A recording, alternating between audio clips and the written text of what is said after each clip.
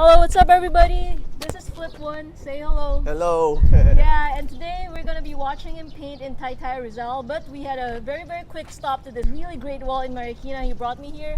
I'm gonna take a few pictures here, and then we're gonna watch him do his art. So join the ride and hope you have fun. Thank you. After Flip One commented on a couple of my graph posts online, he offered to let me shoot him doing a wall.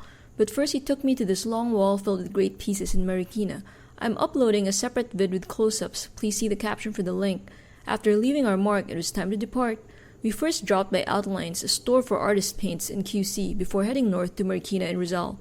Over lunch after shopping, he explained to me the different tiers of Montana paints.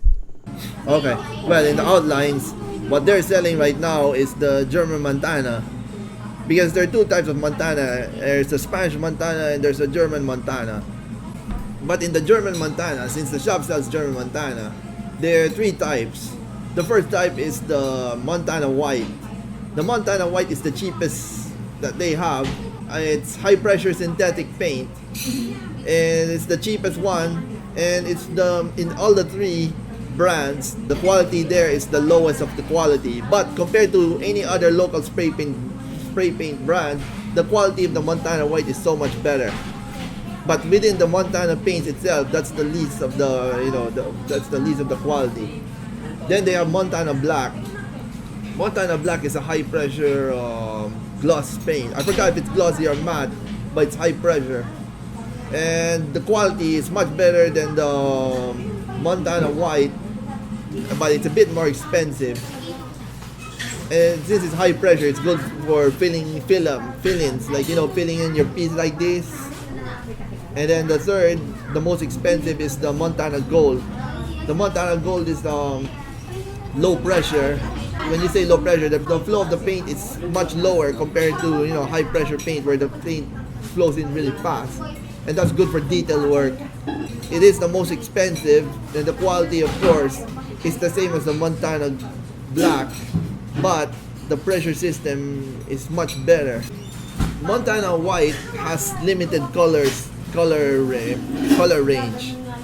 It's like, I estimate they have like 50 to 60 colors, compared to the Montana Black, which is like 187 colors, and like Montana Gold is like around 200 something colors.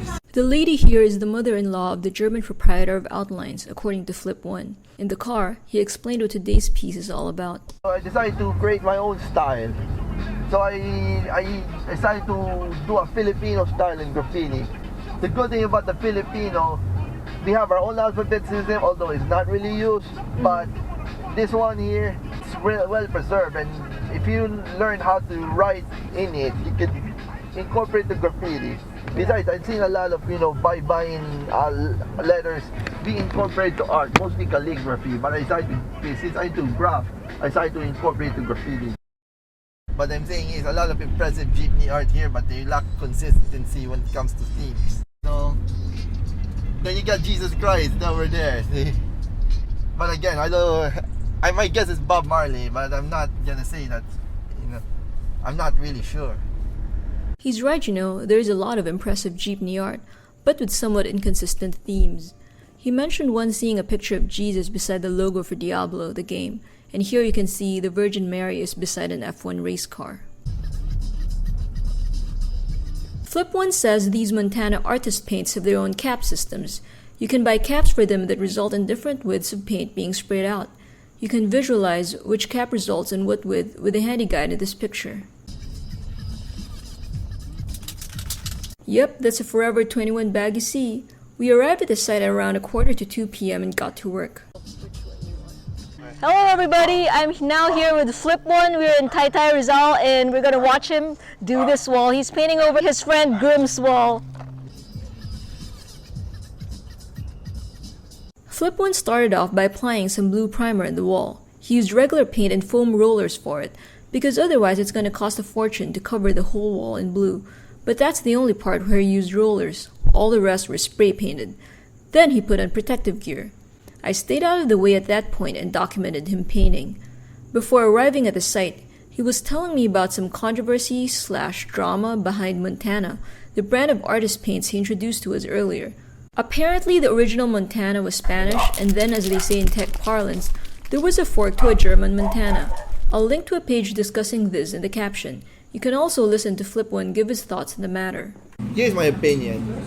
The Spanish Montana came in first. That's one of the first spray paint that is conceptualized, that is made for graffiti art. And the issue, from what I know, because this is just from my opinion, what happened is the distribution for Montana, for the German distribution, they kind of had a problem. So what the German did, they kind of consulted with Multip Dupli. It's a major German spray paint manufacturer. They formed Montana. The thing is, to me, they have their own issues, especially when it comes to this and that. But the thing with German Montana, the quality is good. Sometimes it can be better than the Spanish Montana. I mean, you cannot underestimate that. I mean, the quality, a lot of graffiti writers, you could care less about the history.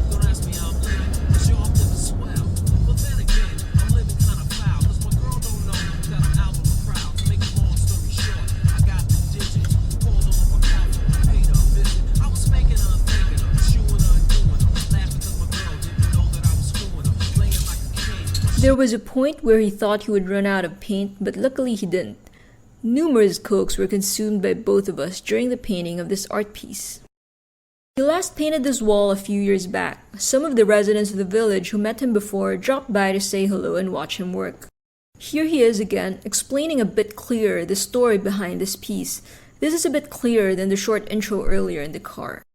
This is not really an original concept. This original is actually wild style. It was done by Revolt and Zephyr back in the early to mid 80s. I forgot exactly what year.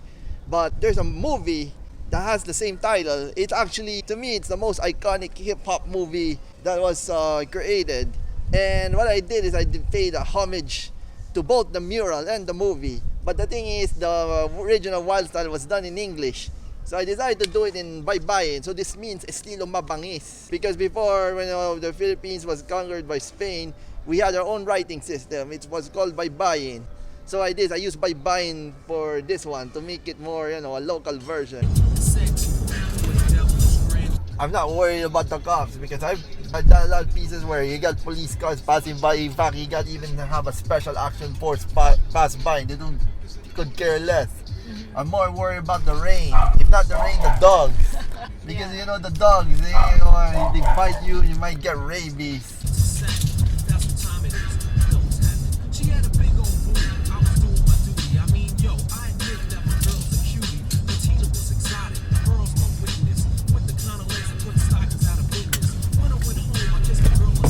Please check out the caption for the links to the different stuff mentioned here, and to see close-up photos of the pieces in the wall of graffiti in Marikina where we made our short pit stop at the start of the video.